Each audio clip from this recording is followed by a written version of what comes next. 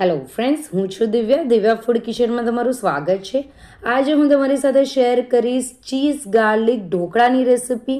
Instant છે, ફક્ત 10 જ મિનિટમાં બની જશે. આવો સોફ્ટ અને ટેસ્ટી ચીઝ ગાર્લિક ઢોકળા તમે માત્ર 10 મિનિટમાં બનાવી શકો છો. ના ખમણવાની જરૂર, ના લાંબી રાહ જોવાની. એકવાર બનાવશો તો વારંવાર બનાવશો. તો ચાલો રેસિપી સ્ટાર્ટ કરીએ. સૌથી પહેલાં અહીંયા મેં મિક્સિંગ બાઉલ લઈ લીધો છે.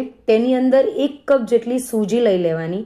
જો તમે રવો લો છો તો એને મિક્સર જારની અંદર ગ્રાઇન્ડ કરીને પછી યુઝ કરવાનું. તેની સાથે અડધો કપ જેટલું દહીં લઈ લેવાનું છે.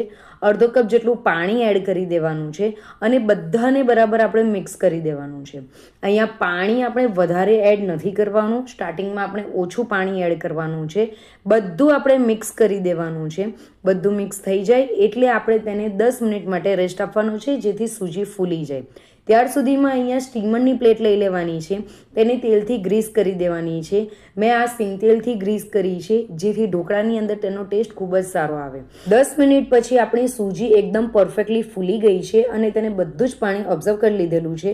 તો તેની અંદર 1 ચમચી મીઠું એડ કરવાનું છે. અડધી ચમચી લીલું મરચું અને આદુની પેસ્ટ એડ કરવાની છે. 1 ચમચી વાટેલું લસણ અથવા તો ઝીણું સમારેલું લસણ એડ કરવાનું છે. ઢોકળા ખાતા ગળામાં આપણે ડૂચો નહીં વળે તેના માટે 2 ચમચી તેલ એડ કરવાનું છે.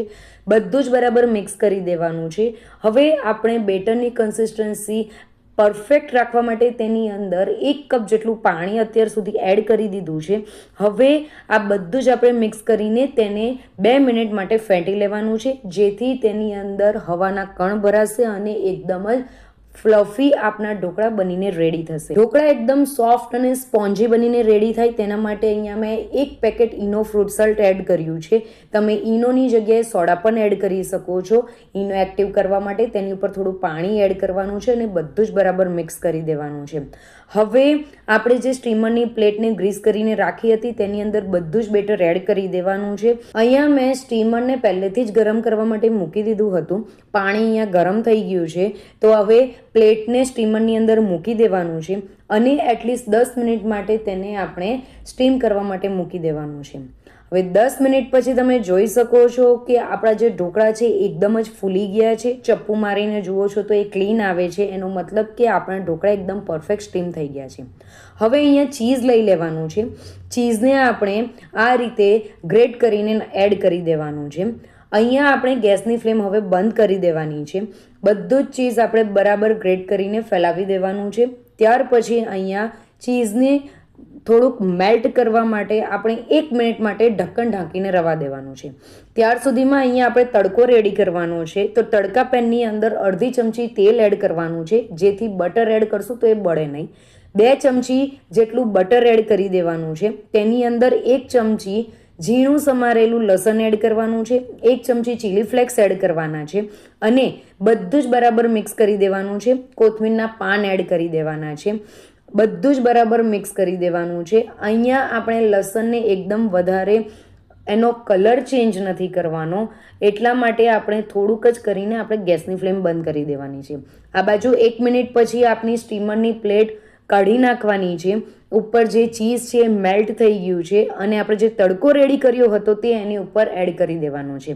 ગરમ ગરમમાં જ તડકો એડ કરવાનો છે, તેનું ખાસ ધ્યાન રાખવાનું છે. તો અહીંયા લસણવાળો બધો જ તડકો આપણે ફેલાવી દેવાનો છે. બરાબર આપણે ફેલાવી દેવાનો છે અને તેને ઠંડુ પાડવા માટે મૂકી દેવાનું છે.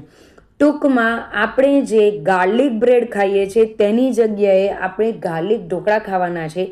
ગાર્લિક બ્રેડને પણ ભૂલી જશો એટલા સોફ્ટ સ્પોન્જી ઢોકળા બનીને રેડી થયા છે. ખૂબ જ હેલ્ધી છે, ટેસ્ટી છે, બાળકોના તો ફેવરેટ બની જશે.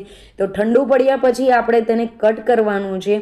તમે અહીંયા પિઝાના જે સ્લાઇસીસ આવે છે એ જ રીતે મેં કટ કર્યા છે. તમે કોઈ પણ રીતે કટ કરી શકો છો. 1 પીસ હું તમને કાઢીને બતાવું છું.